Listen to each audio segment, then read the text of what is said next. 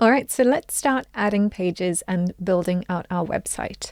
So what we're going to do is navigate over here to the navigator, and we're going to come here to our pages. All right, so here we've got our home page and our account page, but I want to add a few extra pages. I want to add a contact us page, and I want to add a product catalog. So let's go ahead and press the plus icon over here. And here we can start creating our new page. So let's go ahead and call this contact. All right, I'm going to go ahead and make the title exactly the same.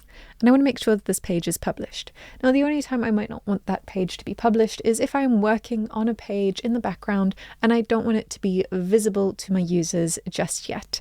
In that situation, I can leave that page unpublished. All right, so I'm going to go ahead and make it published though, and I'm going to hit save. All right, so now I've got that contact page. I also want to create a product catalog. So I'm going to come over here and I'm going to say products. All right, and let's go ahead and paste that in there. And I'm also just going to go ahead and make this published. Now we also have a few more settings here. You can see that we can allow indexing or not. So this allows it to be visible in search engines. We can enable the page or not, and we can include it in the menu or not. So that will be visible or not visible in our menu. All right, so let's go ahead and save that. And now I just want to move my accounts page to the bottom so that this makes a little bit more sense in my menu. All right, so now I'm going to navigate over to my contact page and I'm going to choose a page template, and it's not going to be anything fancy. I'm just going to add an empty template, click here, add an empty block, delete this column, and now I do just want to add a contact form. So one of the things that I could do instead of adding the contact form, let's add the contact form first. So I'm going to say contact. There we go. There is our contact form. So now I've got that contact form there and I could leave it like that. Something else I can do is add a block and look for my contacts. And here you'll see that I have a bunch of different options that allow me to customize sort of my contact us page. So let's go with this one. It looks quite cute. So I'm going to delete this first block, come here to my layers, delete that, and let's customize this a little bit. So I'm going to come to my block, come to the background settings and edit this image. And let's say that I want to make it, well, let's do this one just because I like the color scheme of it, and you can see the little dog in the background a little bit. And then you'll see that we've got this extra information and stuff here, and we can come to our contact form and customize the settings. So we've got our message type here, so we can show a modal when we've submitted our message, and we can edit that modal here. An email has been sent. We'll be in contact soon. And then you can go ahead and exit out of that. And if I preview that, we can say send our message. Let's put in some information first. And then send our message.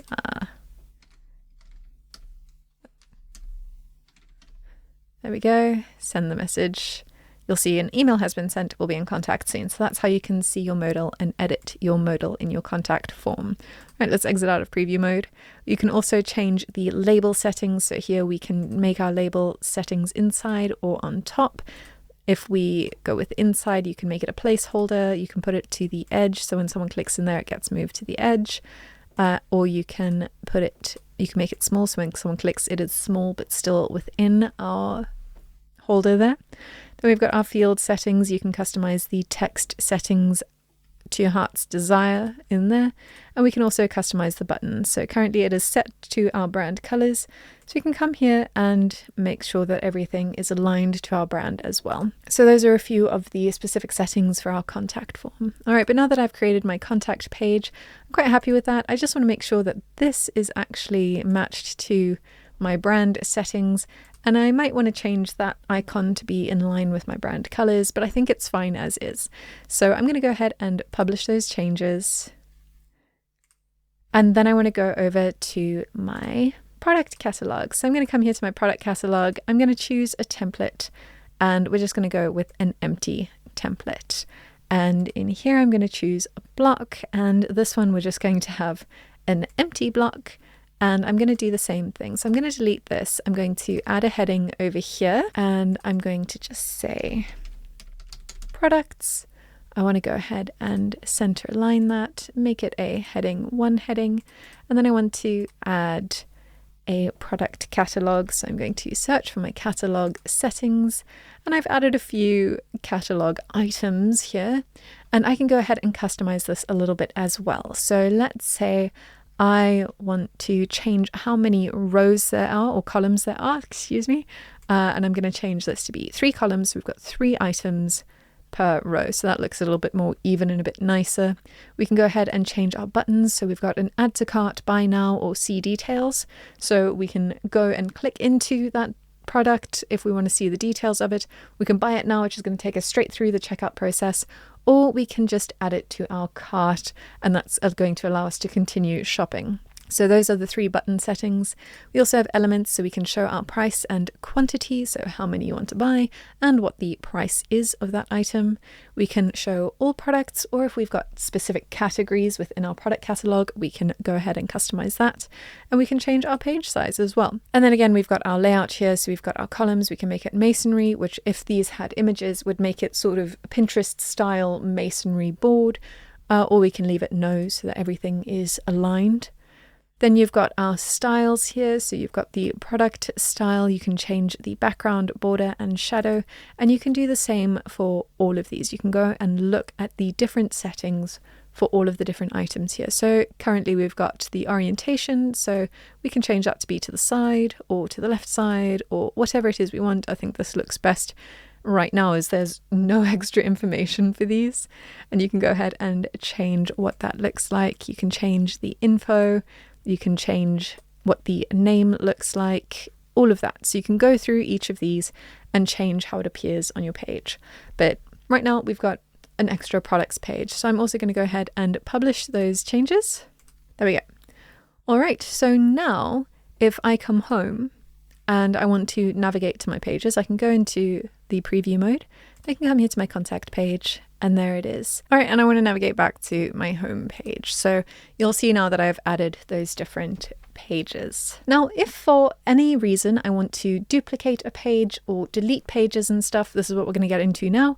So if I come here to my contact page and I want to duplicate that, I like the layout that I've created on that page. So I want to duplicate it, and I'm going to change it up a little bit. And then I can come here to this page and you'll see that I've got that duplicate. So I would simply click on the 3 buttons and hit duplicate. But now if I want to delete this page, again, all I'm going to do is click on those 3 buttons, those 3 dots, and I'm going to hit delete. But I'm currently on that page, so I can't delete it. So let me just navigate back home. All right, come to my contact 1 page and delete it. You'll see that that then gets moved to my trash. So from here, I can either restore that page or I can permanently delete it. I'm going to go ahead and permanently delete that page. All right, and then if I want to change which page is my home page, so maybe I've been designing a page in the background and I've wanted to completely overhaul my home page, but I've kept a page unpublished and I've decided that I want to now publish this page and make it my new home page.